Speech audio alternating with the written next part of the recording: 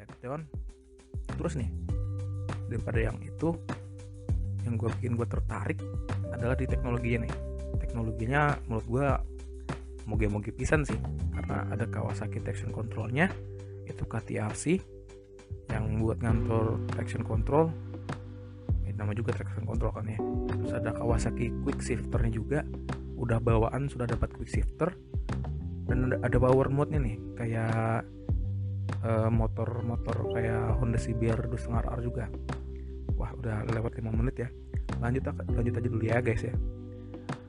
Dan gue nggak tahu apa sih sebenarnya bedanya power mode yang ada di Kawasaki ZX25R ini dengan power mode yang ada di CBR.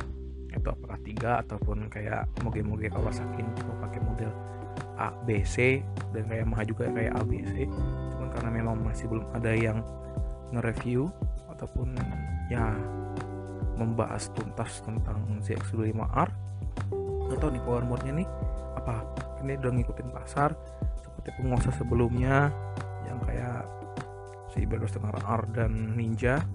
Ya kayaknya ngeliatin ke CBR 2.5R yang udah pakai power mode, akhirnya mereka masukin juga tuh power mode ke variannya mereka di varian ZX25R.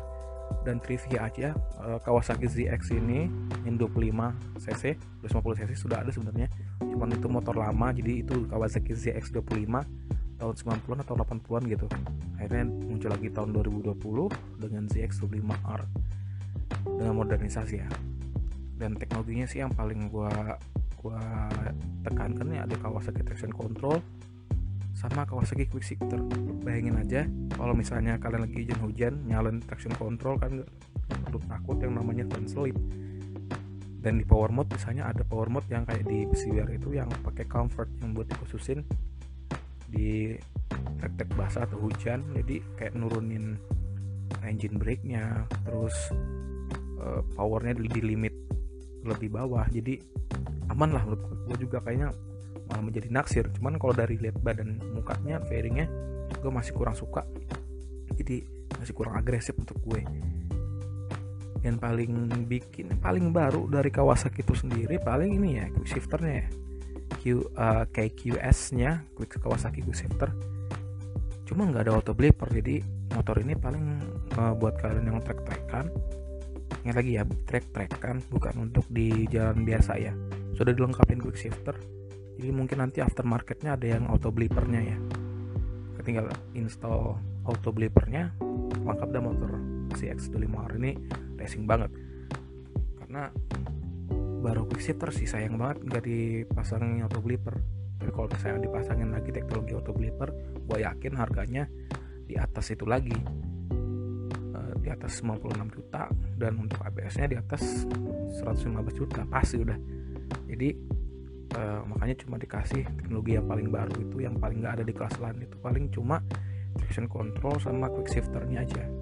Jadi buat kalian yang nggak tahu quick shifter itu apa, quick shifter itu kan shifter, jadi maksudnya biar shifternya cepat ketika kalian lagi cepet ya, lagi pengen ngegas, lagi speeding, kan bisa naikin gigi kalian tanpa harus narik tuas kopling.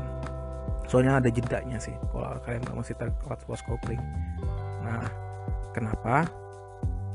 Karena si teknologinya sendiri itu ngasih kayak jeda di power di pembakaran kalau nggak salah, gue tau informasinya.